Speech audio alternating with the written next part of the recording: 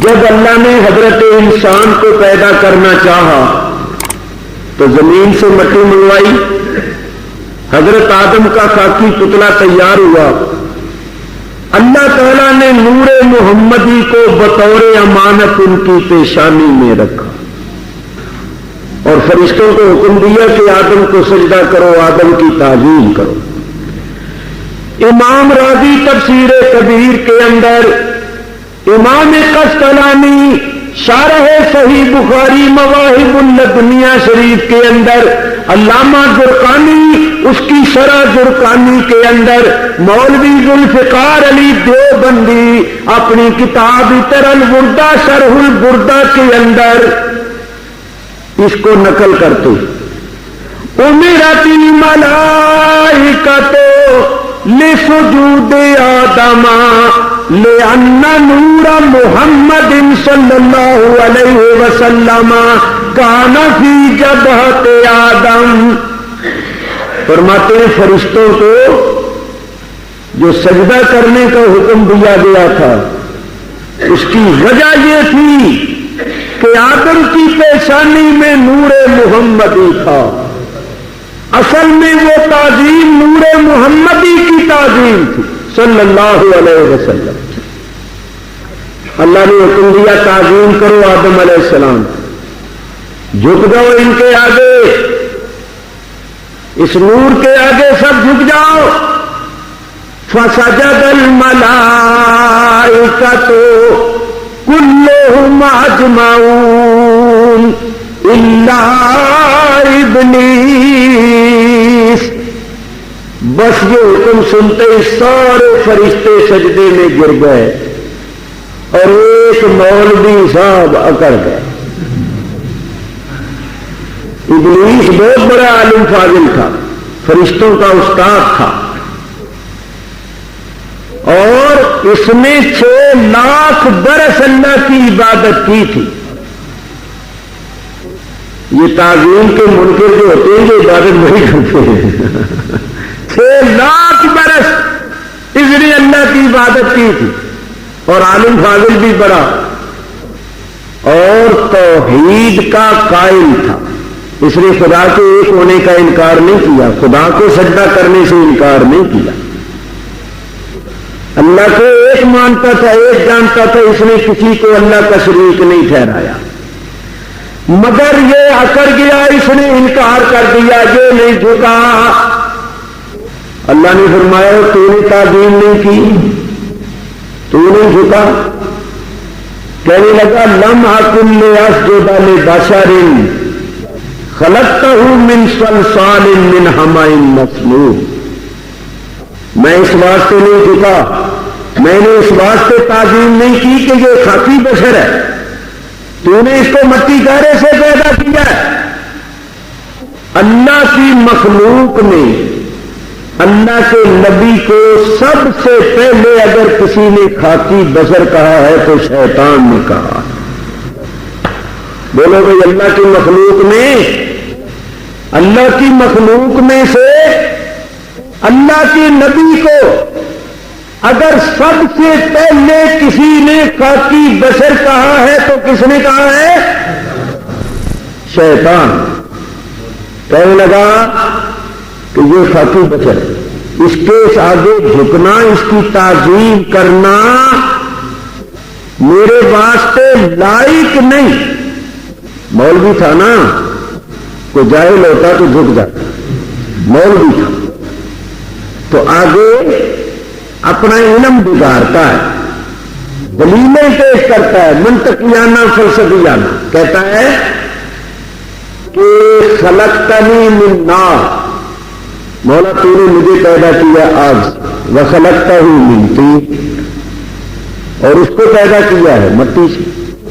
تو منطقیانہ اس کی دلیل یہ تھی کہ مٹی جو ہوتی ہے، مٹی اس کی فطرت میں پستی ہے کہ مٹی جب پھینکو تو وہ نیچے کو جائے گی، اور آگ کی فطرت میں بلندی ہے، آگ جب بھی جلاؤ گے وہ اوپر کو جائے گی، اور مٹی جب بھی پھینکو گے وہ نیچے کو جائے گی۔ تو اس نے کہا یہ پیدا ہوا ہے مٹی سے، میں پیدا ہوا ہوں آگ سے، تو یہ پیدا ہی ایسی چیز سے ہوا ہے جو پست ہے، اور میں پیدا ہی ایسی چیز سے ہوا ہوں جو بلند ہے۔ اور دوسری بات اس نے یہ کی کہ مٹی ہوتی ہے کثیف، آگ ہوتی ہے لطیف۔ کثیف جو ہوتا ہے وہ ادنا ہوتا ہے، اور لطیف جو ہوتا ہے وہ کثیف سے اعلیٰ ہوتا ہے۔ تو میں اعلیٰ ہو کر ادنا کو کیسے سجدہ کروں؟ یہ اس نے مولویانہ فلسفیانہ دلیلیں پیش کی۔ بولو اللہ سے بڑا کوئی عالم ہے؟ جب اللہ نے اس سے پوچھا تھا کہ تو نے تعظیم کیوں نہیں کی، سجدہ کیوں نہیں کیا، اور اس نے آگے سے وجہ بیان کی اور دلیلیں پیش کی، تو عقل کا تقاضا یہ ہے کہ اللہ پہلے تو اس کی دلیلوں کو توڑتا، رد کرتا، غلط ثابت کرتا کہ تو نے جو دلیلیں پیش کی ہیں وہ غلط۔ پہلے تو اللہ تعالیٰ اس کی دلیلوں کو توڑتا، رد کرتا، اور پھر اس کو مردود و ملعون بناتا۔ تو اللہ نے اس کی دلیلوں کا جواب نہیں دیا، بس اس کا یہ کہنا تھا کہ یہ خاکی بشر ہے اور میں اعلیٰ ہوں، یہ ادنا ہے، تو میں اعلیٰ ہو کر ادنا کے سامنے کیسے جھکوں؟ بس اس کا انکار کرنا تھا اور یہ کہنا تھا کہ اللہ نے فرمایا فَخْرُجْ مِنْهَا فَإِنَّكَ رَجِيمٌ وَإِنَّ عَلَيْكَ اللَّعْنَةَ إِلَىٰ يَوْمِ الدِّينِ، نکل جا یہاں سے، تو مردود ہے، اب قیامت تک تجھ پر لعنت ہی لعنت ہے۔ یہ اللہ نے کیوں فرمایا؟ اللہ سے بڑھ کر کوئی علم والا نہیں، مگر اس نے بھی بحث نہیں کی، اس کی دلیلوں کا جواب نہیں دیا، یہ فرمایا نکلو مردود، ایمان کہیں کا۔ یہ اللہ نے ہمیں تعلیم دینی تھی۔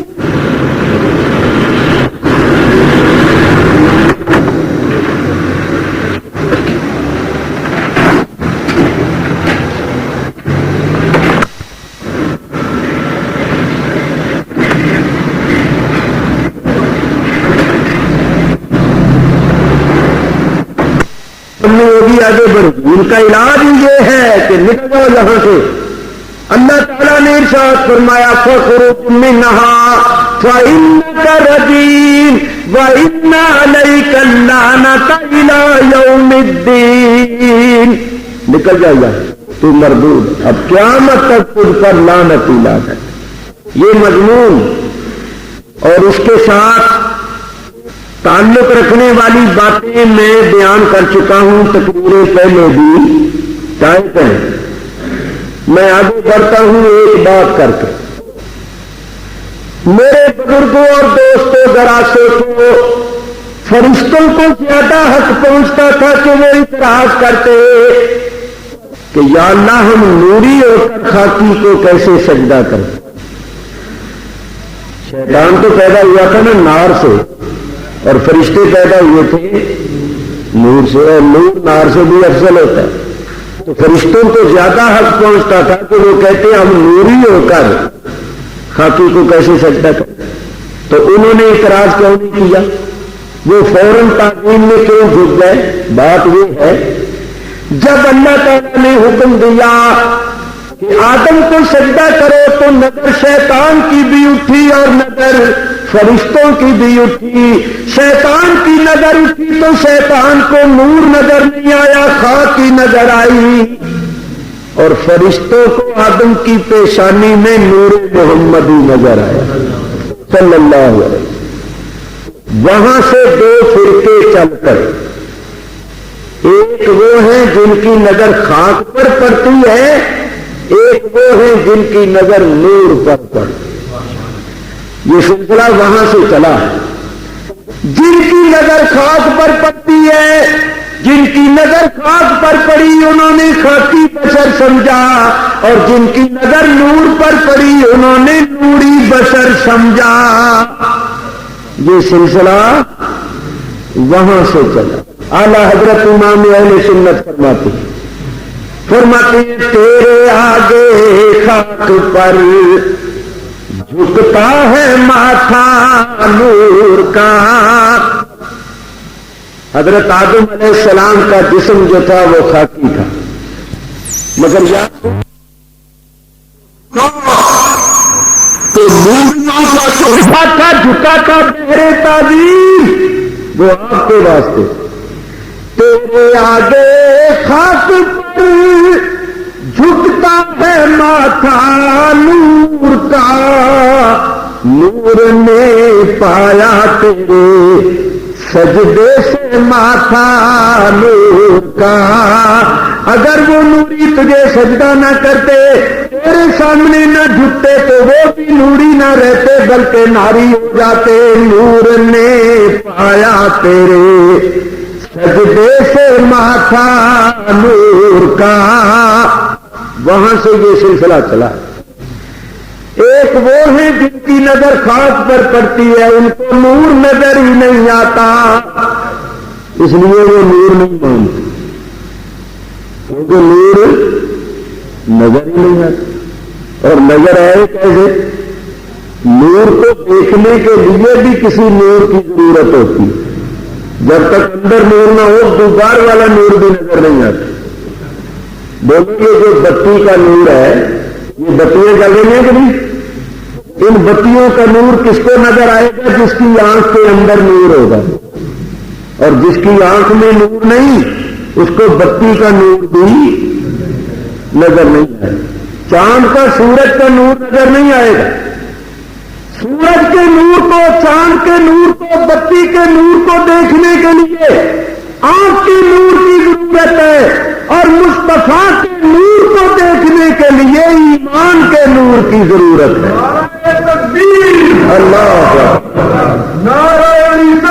یا رسول میاں، جس کے اندر ایمان کا نور ہوگا اسی کو سرکار کا نور نظر آئے گا۔ تو شیطان میں ایمان کا نور نہیں تھا، کہاں لکھا ہے؟ قرآن میں اللہ تعالیٰ ارشاد فرماتا ہے وَكَانَ مِنَ الْكَافِرِينَ، یہ تھا ہی کافروں میں سے، یہ کافروں میں سے تھا، شروع سے ہی اگلی طور پر تھا، کافروں میں سے رہتا تھا، مومنوں میں تھا، جہنمی رہتا تھا جنتیوں میں تھا، جہنمی رہتا تھا جنتیوں میں تھا، ناری رہتا تھا نوریوں میں تھا، تعظیم کا منکر رہتا تھا تعظیم کرنے والوں۔ اگلی طور پر کافر تھا، مردود تھا، ملعون تھا۔ بولو جب تک اللہ کی عبادت کرتا رہا ظاہر ہوا، اصل حقیقت کا پتہ چلا کہ کون؟ نماز پڑھتا رہا، عبادت کرتا رہا، سب یہی سمجھتے رہے سبحان اللہ، بڑا نیک ہے، بڑا عابد ہے، بڑا فاضل ہے، بڑا بزرگ ہے۔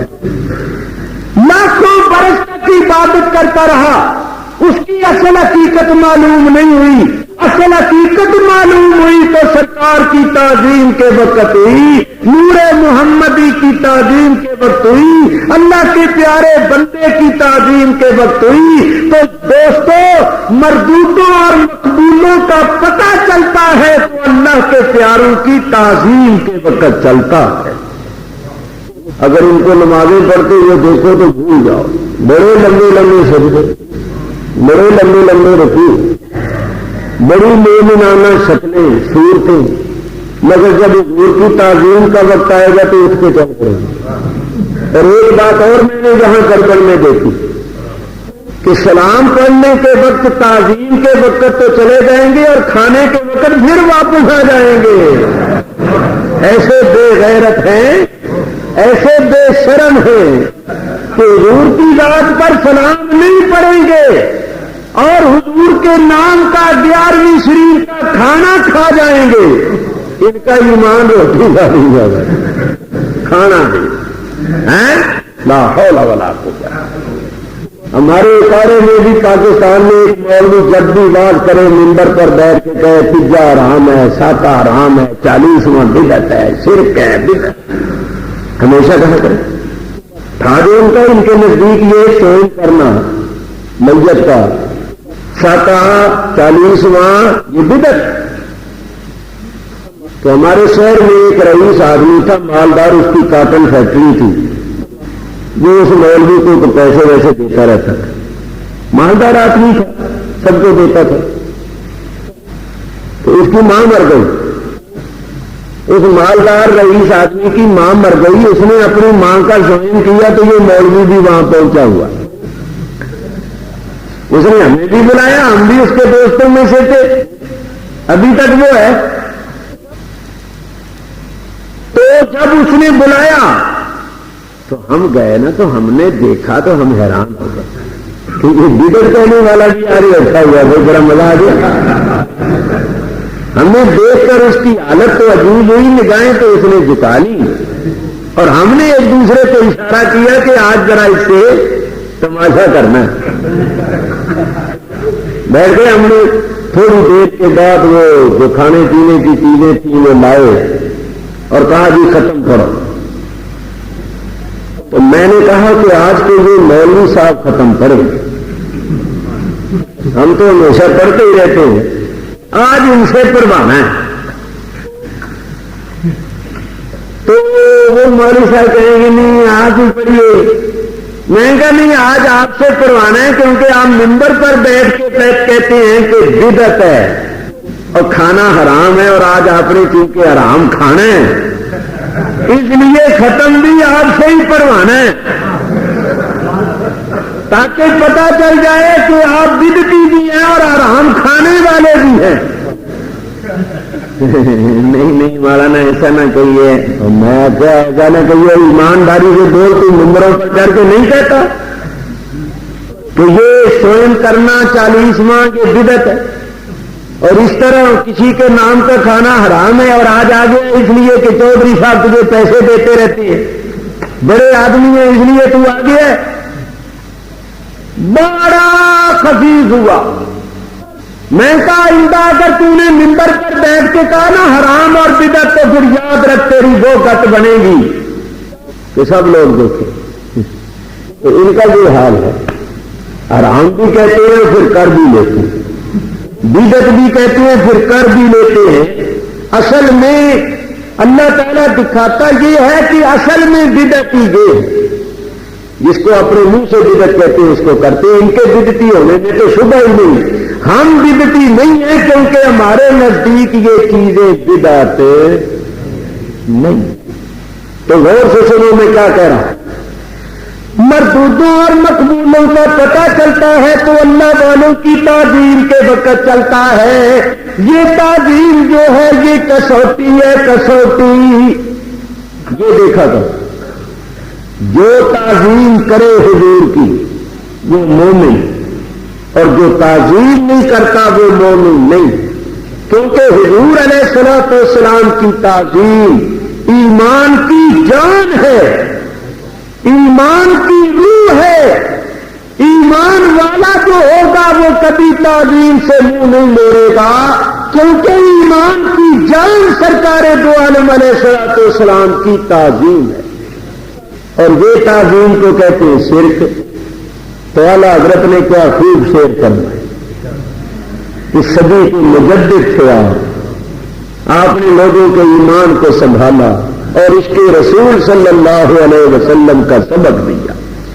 فرماتے شرک ٹھہرے جس میں تعظیم حبیب, شرک ٹھہرے جس میں تعظیم حبیب, اس برے مذہب پہ لعنت کیجیے, اس برے مذہب پہ لعنت کیجیے.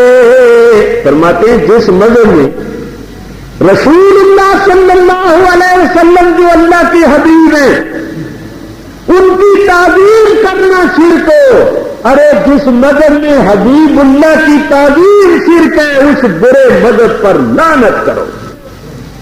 وہ مذہب نہیں ہے, وہ بے دینی ہے, وہ گمراہی ہے. دین یہ ہے کہ سرکار کی تعظیم کرو, اللہ کے حبیب کا ادب کرو. تو تو میرے بزرگوں اور دوستوں، شیطان نے انکار کیا، مردود ہو گیا، ملعون ہو گیا، ساری عبادتیں برباد کر بیٹھا۔ اب شیطان کو بڑا دکھ تھا کہ اس آدم کی وجہ سے میں رگڑا گیا۔ بہت بڑا میں مولوی تھا، فرشتوں کا استاد تھا، ایک تو فرشتے میرا ادب کرتے تھے استاد سمجھ کے، اب وہ مجھے گھور گھور کے دیکھتے ہیں، مارنے لگ گئے ہیں۔ اب فرشتے مجھے گھور گھور کے دیکھتے ہیں اور سب مجھے برا سمجھتے ہیں، کیونکہ یہ جو تھا نا شیطان، جس دن یہ شیطان بنا اس دن سے اللہ نے ایک فرشتہ مقرر کیا کہ جب بھی کوئی شخص اعوذ باللہ پڑھے وہ فرشتہ اس کے منہ پر چانٹا مارتا ہے۔ تو اعوذ باللہ پڑھنے والے تو دنیا میں لاکھوں، تو اس کے منہ پر روزانہ چانٹے بھی لاکھوں مار مار کھا کے بیچارہ سوج گیا۔ دیکھو دیکھو ذرا غور کرو، ایک دن یہ شیطان حضور علیہ الصلوۃ والسلام کی خدمت میں حاضر ہوا، کہنے لگا حضور آپ پر ایک آیت اتری ہے۔ فرمایا مجھ پر تو روز ہی آیتیں اترتی رہتی۔ شیطان نے کہا آج وہ آیت اتری ہے جس نے مجھ کو بھی اپنے دامن میں لے لیا۔ آپ پر آیت اتری ہے وما ارسلناک الا رحمۃ للعالمین۔ تو حضور بتائیے میں عالمین میں داخل ہوں یا نہیں؟ میں بھی تو عالمین میں داخل، اور میرے لیے بھی آ کر رحمت، تو مجھے اپنی رحمت کا فیض پہنچائیے۔ حضور نے فرمایا کیا چاہتا ہے؟ اس نے کہا تھپڑ کھا کھا کے نہیں ہوئے۔ اللہ نے ایک فرشتہ لگا دیا ہے، جب بھی کوئی اعوذ پڑھتا ہے وہ مارتا ہے تھپڑ اور میرے آواز باغتا ہو جاتے ہیں۔ یہ فیض پہنچائیے کہ یہ تھپڑ بند کروا دے۔ فرمایا جا آج کے بعد تھپڑ نہیں لا۔ شیطان بھی مانتا ہے کہ رسول اللہ کی بارگاہ میں جانے سے، فریاد کرنے سے مشکلیں آسان ہو جاتی ہیں، مصیبتیں دور ہو جاتی ہیں۔ یہ نہیں مانتے، یہ اس سے بھی زیادہ سخت ہے، کیونکہ یہ ہے شیطان کے سینگ۔ میں نہیں کہتا، صحیح بخاری کی حدیث ہے، حضور نے ان کو شیطان کا سینگ فرمایا ہے، صحیح بخاری کی حدیث ہے، میں بالکل اپنی طرف سے نہیں کہتا، سن لو ذرا غور سے۔ صحیح بخاری میں حدیث ہے، مشکات حدیث کی مشہور کتاب ہے، اس کو دیکھ لو۔ نبی کریم صلی اللہ علیہ وسلم تشریف فرما کے اور مختلف ملکوں کے لوگ حاضر تھے۔ ملک شام کے لوگوں نے کہا یا رسول اللہ ہمارے ملک کے لیے دعا برکت فرمائی۔ ملک یمن کے لوگوں نے کہا یا رسول اللہ ہمارے ملک یمن کے لیے بھی دعا فرمائی۔ نجد کے لوگ بھی بیٹھے، نجدی، تو نجدیوں نے کہا یا رسول اللہ ہمارے نجد کے لیے بھی دعا فرمائی۔ حضور علیہ الصلوۃ والسلام نے ہاتھ اٹھائے، دعا فرمائی، اللہم بارک لنا فی شامنا، اللہم بارک لنا فی یمننا۔ اے اللہ ہمارے لیے ہمارے ملک شام میں برکت فرما دو، اے اللہ ہمارے لیے ہمارے ملک یمن میں برکت فرما دو۔ نجد کا نام حضور نے نہیں لیا، دعا ختم فرما دی۔ نجدیوں نے کہا یا رسول اللہ آپ نے ہمارے ملک کے لیے دعا نہیں فرمائی، ہمارے ملک کے لیے بھی دعا کیجیے۔ حضور نے پھر ہاتھ اٹھائے، ملک شام اور ملک یمن کا نام لیا، نجد کا نام نہیں لیا۔ تیسری مرتبہ انہوں نے کہا حضور ہمارے ملک نجد کے لیے بھی دعا فرمائیے، آپ نجد کے لیے کیوں نہیں دعا فرماتے؟ حضور نے پھر ہاتھ اٹھائے، شام اور یمن کا نام لیا، نجد کا نام نہیں لیا۔ 3 مرتبہ دعا فرمائی مگر نجد کا نام نہیں لیا، تو چوتھی مرتبہ روکا حضور آخر اس کی کیا وجہ، نجد کے لیے کیوں نہیں دعا فرماتے؟ فرمایا ہونا کزلازل والفتن وبہا یطلع قرن الشیطان، وہی فتنے ہوں گے اور وہی زلزلے ہوں گے اور وہاں سے شیطان کا سینگ نکلے گا، وہاں سے شیطان کا سینگ نکلے گا۔ تو حضور صلی اللہ علیہ وسلم اپنے زمانہ مبارکہ میں بھی فرماتے تھے انی اخشا من اہل نجد، میں نجدیوں سے ڈرتا ہوں۔ یہ صحیح بخاری کی حدیث، حضور فرماتے تھے میں نجدیوں سے بہت ڈرتا ہوں۔ علماء فرماتے ہیں حضور کی اس پیشین گوئی کے مطابق یہ ابن عبد الوہاب نجدی نکلا۔ تو حضور نے فرمایا میں ان سے ڈرتا ہوں، چنانچہ اس نے یہ سارے روضے گروائے۔ جنت البقیع جا کر دیکھو، حضور کے اہل بیت اطہار کے روضے، حضرت فاطمہ زہرا، امام حسن اور حضرت امام زین العابدین، امام محمد باقر، امام جعفر صادق، حضور کے چاچا حضرت عباس، ایک گنبد تھا ڈھا دیا، قبروں کے نشان تک مٹا دیے، حضور کی بیٹیاں، بیویاں، حضور کی پھوپھیاں، حضور کے صحابہ سب روضے گرا دیے، اور آج جا کے دیکھو کہ وہاں حالت کیا ہے۔ ایک مسلمان جاتا ہے صفائی میں، ایسی ایسی چیزیں پڑی ہوتی ہیں جن کو دیکھ کر کراہت آتی ہے۔ چلو تم نہیں بناتی ہو گنبد تو نہ بناؤ، کم از کم قبرستان تو صاف ستھرا رکھو۔ دنیا کے لوگ آتے ہیں، کیا اثر پڑے گا دیکھ کر؟ سارے روضے انہوں نے گرا دیے۔ تو نبی کریم نے فرمایا شیطان کا سینگ، بولو سرکار نے کیا فرمایا؟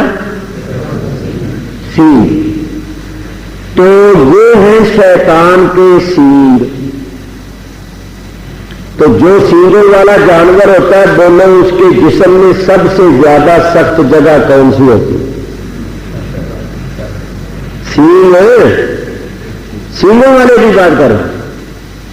اس کے سینگ اس کے سر سے بھی زیادہ سخت ہوتے۔